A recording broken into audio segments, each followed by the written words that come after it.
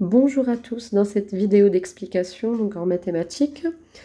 Alors, je reviens rapidement avant de prendre le travail d'aujourd'hui sur les recherches qui étaient à faire, donc les deux problèmes, des problèmes variés de la page 94 qu'il fallait chercher pour aujourd'hui. Donc pour le premier problème, il s'agissait de chercher la durée d'un voyage, donc entre 17h26 et 11h, alors pardon, entre 11h47 et 17h26 pour être correct.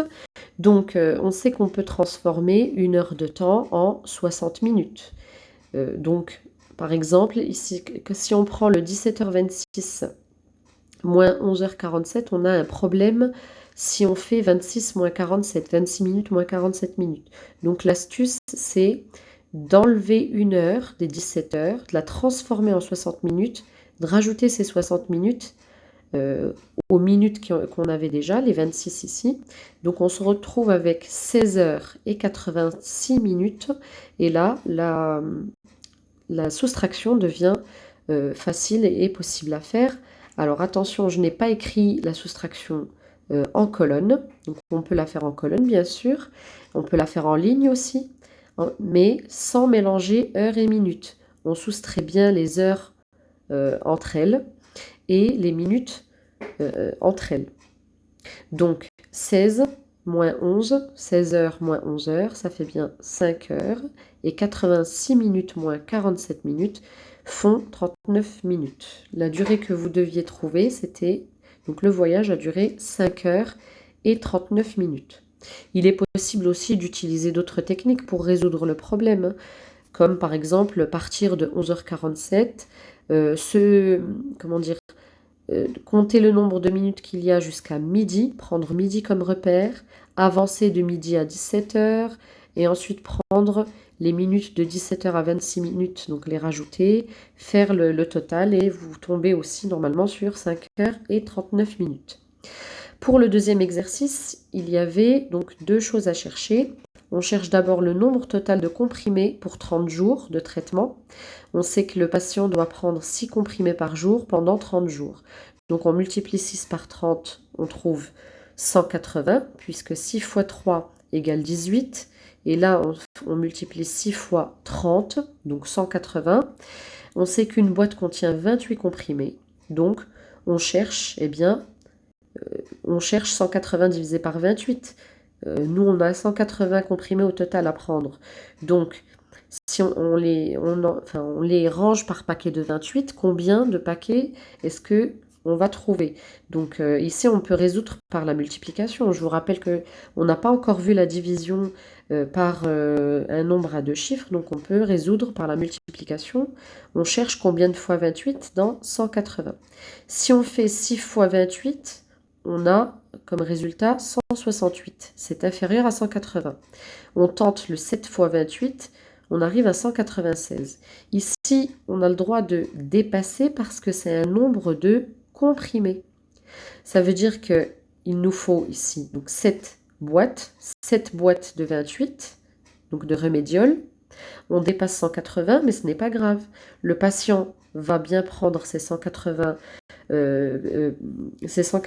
comprimés au total, et il lui restera, alors je n'ai pas compté le reste, donc je vous laisserai, ce n'est pas important de savoir combien il nous reste, puisque nos 180 seront consommés. Donc il nous restera 16 comprimés, ce n'est pas important. Alors, maintenant, si on prend le travail d'aujourd'hui sur la comparaison des fractions inférieures à l'unité. Alors justement, je vais expliquer cela avec le livre. Donc ici, je vous ai donné quelques instructions. Alors, tout le premier travail est un travail de manipulation. Donc, on prend le livre. Alors, si on prend le petit 1, donc on vous demande de prendre une feuille et de réaliser le pliage suivant. Donc déjà, on prend une feuille A4, on la plie donc en deux parties égales. Et là, on obtient, si on colorie une partie, on va obtenir, alors faites-le le plus précisément possible pour bien obtenir une partie sur deux, c'est-à-dire un demi, donc la moitié, un demi, la moitié de la feuille. 1,5.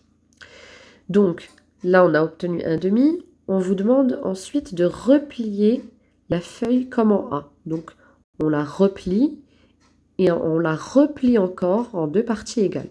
Donc vous la refermez et vous la repliez encore de nouveau en 2 parties égales.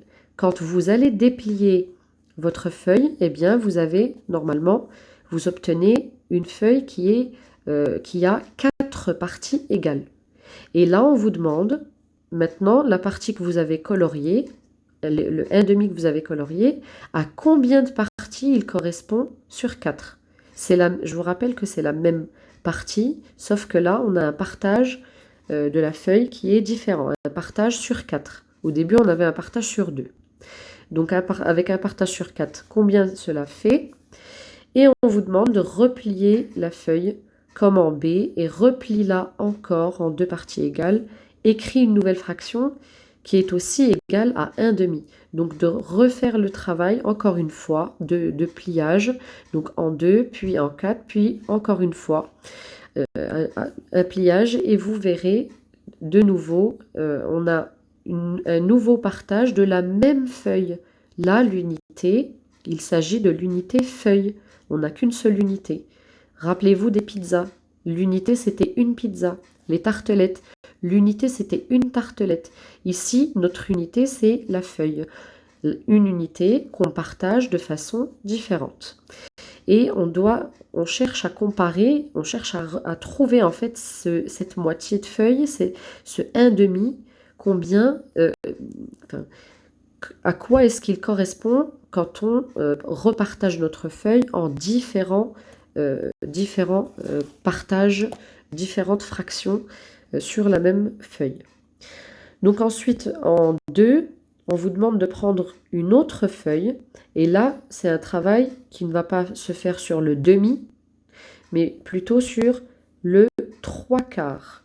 Donc on vous demande de prendre une feuille, donc de la plier en 4 cette fois, en 4 parties égales. Déplie-la et colorie 3 de ces parties. Donc on prend la feuille, on la plie en 4, on colorie 3 parts sur 4, 3/4 de la feuille. Et on vous demande ensuite de replier la feuille comme en A, donc comme ici, de la replier en 4, puis de la replier encore en 2 parties égales. Donc je vous laisserai essayer de faire la manipulation. Et ensuite, quand vous déplierez, vous comptez d'abord toutes les parts que vous avez au total et vous exprimez bien, les 3 parts sur 4 que vous aurez colorées, à combien de parts sur combien donc de la nouvelle fraction, puisque quand on va replier, on n'aura pas une feuille qui sera partagée en 4, en quart. On aura une feuille qui sera partagée, bien je vous laisserai le découvrir. Et donc le nouveau nombre, la nouvelle fraction sur le nombre total de parts. Donc je vous laisse faire votre recherche et essayer donc de trouver la réponse à ces questions. Donc vous avez le droit à l'erreur bien sûr, c'est une situation de recherche, donc il n'y a pas à s'affoler, on essaye de faire son maximum, mais on peut se tromper. Donc en C, peux-tu imaginer d'autres fractions égales à 3 parts sur 4? Alors pour vous aider un petit peu, 3 parts sur 4, je vais vous donner quelques... alors, le nombre total, moi je vous donne le dénominateur, et vous aurez à chercher, vous aurez à chercher 3 sur 4, à quoi est-ce qu'ils correspondent, sur 20 par exemple. Si j'ai un pliage sur 20, alors, à combien correspondent, donc c'est ici, vous cherchez, donc à quoi correspondent 3 petits groupes sur 4. Donc il faut, si vous avez compris, il faut diviser 20 par 4. Donc trouver un groupe, à quoi est-ce qu'il est égal. Donc un groupe, il est égal à combien sur 20. Et ensuite, vous multipliez par 3, parce que vous voulez 3/4, vous. Vous voulez 3/4. Donc je vous laisserai faire sur 20, à chercher également sur 100. Donc sur 100, eh bien, 4 fois combien font 100? Et ensuite, 3 quarts sur 100, à quoi cela correspond? Sur un carré, par exemple, vous pouvez feuilleter votre livre et reprendre un carré qui est partagé en 100 petits carreaux. 100 petits carreaux. Cherchez 3 groupes sur 4. 3 groupes sur 4. Combien cela fait? Donc c'est un travail de recherche, comme je vous ai dit. Il n'y a pas de mal si il y a des erreurs. Donc tout sera réexpliqué et revu en visioconférence. Donc, si on prend maintenant l'exercice 3, on a partagé ces carrés en 4 parties égales, comme vous voyez. Ici, on a colorié à chaque fois un quart. Donc, on va chercher à quoi correspond un quart quand on va partager de nouveau sur d'autres nombres. Donc, alors, vous pourrez bien sûr suivre sur les carrés qu'il y a sur votre livre, mais vous n'avez pas le droit de dessiner là-dessus, puisque le livre, il faut le laisser propre.